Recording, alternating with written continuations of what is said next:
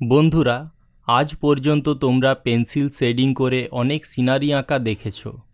তবে সেই ভিডিওগুলো টাইম ল্যাপস করে দেখানো হয় এবং অনেক নামি দামি blending stump, electric eraser, white charcoal ইত্যাদি ব্যবহার করে ঘণ্টাখানেক ধরে আঁকা হয়। কিন্তু আজ তোমরা দেখতে পাবে ঘরোয়া কিছু উপাদান, যেমন কাপড়ের টুকরো, নিজের হাতে বানানো সাধারণ একটা ব্লেন্ডিং স্টাম্প, সাধারণ রাবার আর কম দামি পেন্সিল ব্যবহার করে মাত্র 10-12 মিনিটে রিয়ালিস্টিক গ্রাম্য সিনারি আঁকা। এটি কোনো টাইম ল্যাপস ভিডিও নয়, স্বাভাবিক লাইভ আঁকাটাকেই ভিডিওতে তোমরা দেখতে পাবে। প্রথমে পেন্সিল দিয়ে ঘরবাড়িগুলো এবং একটা রাস্তা হালকাভাবে ড্রয়িং করে দিলাম। এরপর আমি পেন্সিলের গুঁড়ো ব্যবহার করব। হাতের আঙ্গুলে কাপড়কে বেজিয়ে নিয়ে একটা পোড়ামাটির বাটিতে আগে থেকেই পেন্সিলের গুঁড়ো করে রেখেছিলাম, সেটা নিয়ে এইভাবে আমি একটা গাছ করে দিচ্ছি। এখানে একটা বাঁশ ঝাড় হবে, সেই বাঁশ ঝাড়ের যে স্ট্রাকচারটা সেটা আমি করে দিচ্ছি এভাবে।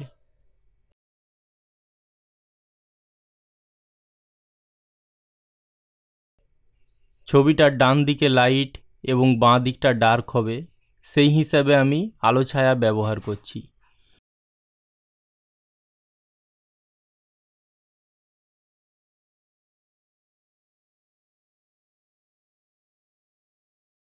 বাঁশঝাড়ের স্ট্রাকচারটা করে দেওয়ার পরে আমি একেবারে দূরের গাছপালাগুলো করছি।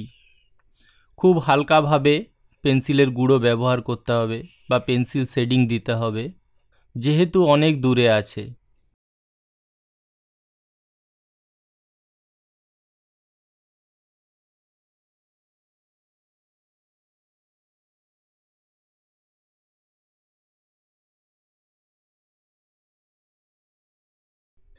একটা জিনিস খেয়াল করো, ঘরগুলোতে আমি যে শেডিং করছি, আলো ছায়াটা কিন্তু প্রথম থেকেই মেনটেন করছি। অর্থাৎ ডান দিকে সূর্যের আলো আছে, ডান দিকগুলো হালকা করেছি আর বাঁ দিকটা ডার্ক করেছি।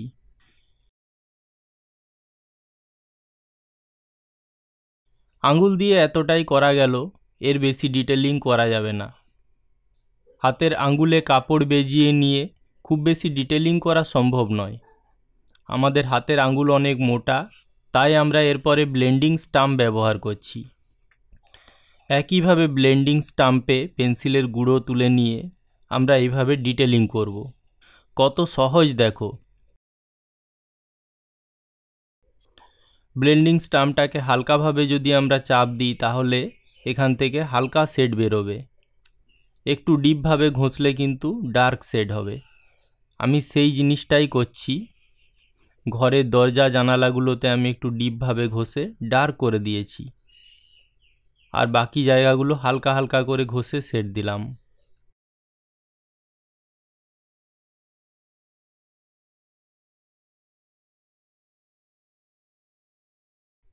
দূরের গাছপালাগুলো আর একটু করে দিচ্ছি, সামান্য একটু ডিটেলিং। দু একটা অস্পষ্ট ডালপালা দেখা যাচ্ছে, সেরকম করে দিচ্ছি।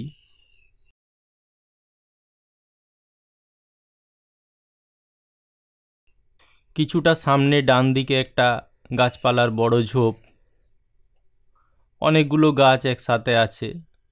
এটাও অনেকটা দূরে আছে, তবে একেবারে দূরের থেকে অনেকটা সামনে আছে, কিন্তু যে ভ্যালুটা দেওয়া আছে সেটা দূরেরটার মতোই, সুতরাং এটা আমরা আর একটু ডার্ক করে নেব। ব্লেন্ডিং স্টাম্প ব্যবহার করে এটার ভ্যালুটা আর একটু বাড়িয়ে দিচ্ছি।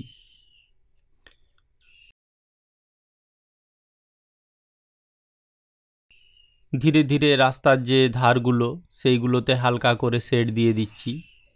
এগুলো এখানেই কিন্তু শেষ নয়, এগুলো আরও পরে ডিটেলিং করব আমি। পেন্সিল ব্যবহার করে এগুলো ডিটেলিং করা হবে।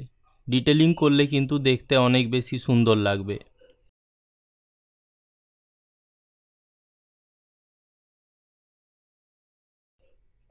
দেখো, মাত্র 4-5 মিনিটে এতটা কাজ হয়ে গেল। কত সুন্দর দেখতে লাগছে।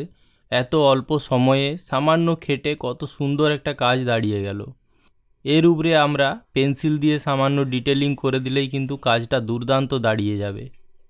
আর আমি সেটাই করছি, আমি পেন্সিলের ব্যবহার করছি। পেন্সিল হিসাবে তোমরা 8B, 10B, 12B এই ধরনের একটু ডার্ক পেন্সিল ব্যবহার করবে ডিটেলিং করার জন্য। আমি সাধারণত 12B পেন্সিল ব্যবহার করি, কারণ আমার পেন্সিলের উপরে কন্ট্রোল অনেকটাই আছে।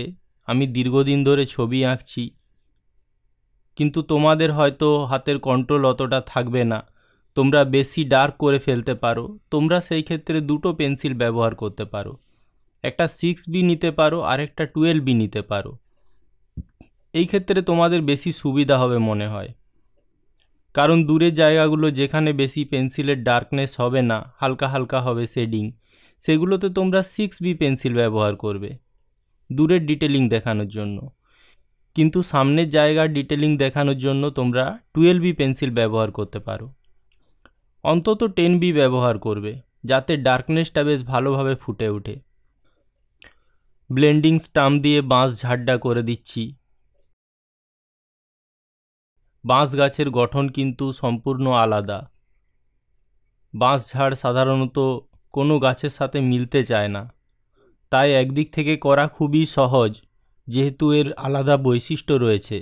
কিন্তু সেই বৈশিষ্ট্যটা না জানলে, না বুঝলে বাঁশ ঝাড় করা কিন্তু সব থেকে কঠিন।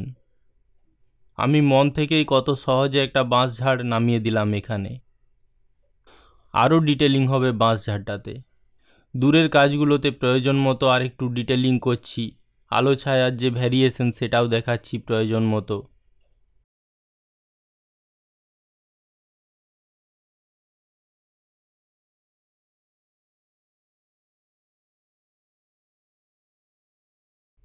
এরপরে আমি সামনের বাঁশ ঝাড়টা পেন্সিল দিয়ে ডিটেলিং করব। পেন্সিল দিয়ে বাঁশের যে পাতাগুলো হয়, ডালগুলো বেরিয়ে থাকে, সেই ব্যাপারটা আমি এখানে করে দিচ্ছি।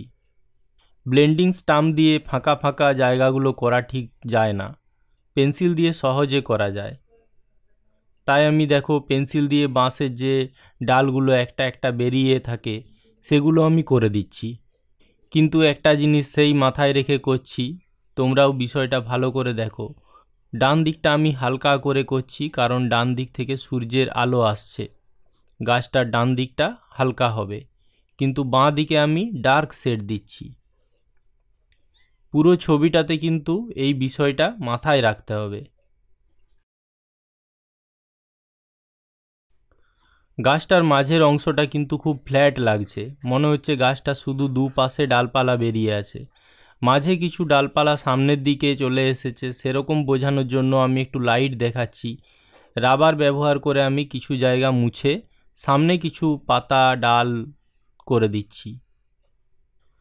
দেখো একটু করে মুছে দিতেই কিন্তু মনে হচ্ছে যে সামনের দিকেও কিছু ডালপালা বেরিয়ে আসছে, সামনের দিকে অনেক ডাল চলে এসেছে এরকম মনে হচ্ছে। এই যে 3 ডাইমেনশন, এটাও কিন্তু দেখাতে হবে, এটা খুবই ইম্পর্ট্যান্ট, তাছাড়া কিন্তু ছবি দেখতে ভালো লাগবে না।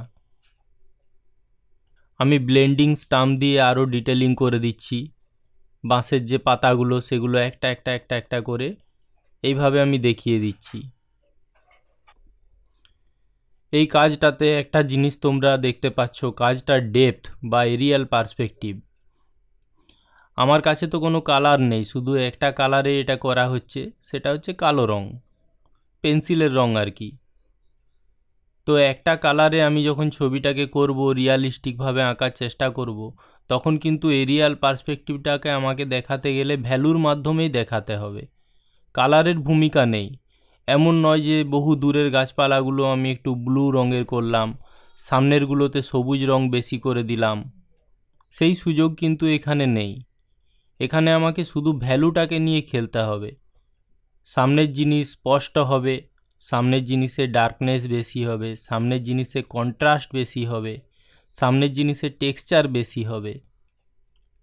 অর্থাৎ গাছ বা মাটির পাড় যাই থাকুক না কেন, তার টেক্সচারটা পরিষ্কার বোঝা যাবে, কিন্তু দূরের জিনিসে কোনো কিছুই বোঝা যাবে না। একটা অস্পষ্ট আবছা কুয়াশাচ্ছন্ন ব্যাপার যেন ফিলিংস হয়, সেরকম আঁকতে হবে। তো সেই জিনিসটাকেই আমি এখানে তুলে ধরলাম, এটাকেই বলা হয় ভ্যালুর ডিফারেন্স, সামনের জিনিস এবং দূরের জিনিসে ভ্যালুর ডিফারেন্স। দূরের জিনিস একেবারে অস্পষ্ট, খুবই হালকা ভ্যালু দিয়েছি, কোনো ডিটেলিং নেই। শুধু ভ্যালুর ডিফারেন্স বললে ঠিক হবে না, সামনের এবং দূরের জিনিসে অনেকগুলো জিনিসেরই ডিফারেন্স তৈরি করতে হয়। ভ্যালুর ডিফারেন্স তো রয়েছে, আলো ছায়ার যে বৈপরীত্য বা কন্ট্রাস্ট তার ডিফারেন্স, সামনের জিনিসে আলোও বেশি পড়বে কোথাও কোথাও, আবার ছায়াটাও ভালো করে দেখা যাবে, কিন্তু দূরের জিনিসে আলো ছায়া অতটা স্পষ্ট হবে না। তারপরে টেক্সচারের ডিফারেন্স, দূরের গাছপালাগুলোতে দেখো পাতা একটা একটা করে বোঝা যাচ্ছে না, কিন্তু এই যে বাঁশঝাড়টা করেছি এটা অনেকটা সামনে আছে, এটাতে কিছু পাতা স্পষ্ট বোঝা যাচ্ছে। এই জিনিসগুলোই কিন্তু একটা রিয়ালিস্টিক সিনারি আঁকার মূল বিষয়। এইগুলোকে মাথায় রাখতে হবে রিয়ালিস্টিক সিনারি আঁকতে গেলে। আর এইভাবে যদি তোমরা আমার ছবিটা আঁকাটা দেখে প্র্যাকটিস করতে পারো তাহলে কিন্তু খুবই ভালো। এটা তোমাদের জন্য একটা খুবই সঠিক গাইড বলতে পারো। এই সিনারি আঁকাটা যে শুধু তোমাদের সিনারি আঁকা শেখার ক্ষেত্রে কাজে লাগবে তা নয়, এটা তোমাদের মধ্যে একটা আর্টিস্টিক চোখ তৈরি করে দেবে। অন্যান্য ছবিতেও দেখবে তোমরা তোমাদের প্রতিভাকে ফুটিয়ে তুলতে পারছো ভালোভাবে।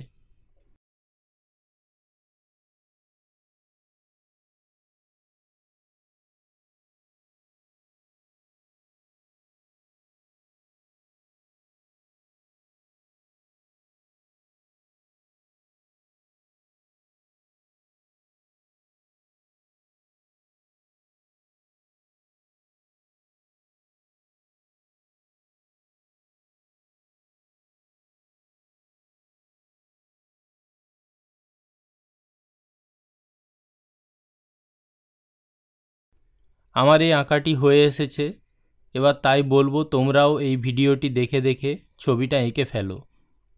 প্রয়োজনে ভিডিওটা তোমরা নর্মাল স্পিড থেকে স্লো মোশনে চালাও, প্লেব্যাক স্পিড কমিয়ে দাও। ভিডিওটা ধীরে ধীরে চললে তোমরা আমার সাথে সাথে এঁকে ফেলতে পারবে। প্রয়োজনে কখনো পজ করে থামাও, তারপরে সেখানটা কমপ্লিট করো তোমরাও, তারপরে আবার প্লে করে আবার আঁকতে থাকো। কিন্তু দেখে দেখে প্র্যাকটিস করো, প্র্যাকটিস না করলে কিন্তু কোনো লাভ হবে না। শুধু ভিডিও দেখাই হবে, বাস্তবিক তোমরা কিন্তু শিখতে পারবে না। যাই হোক, কে কে আঁকলে তোমরা কমেন্টে জানিও অবশ্যই।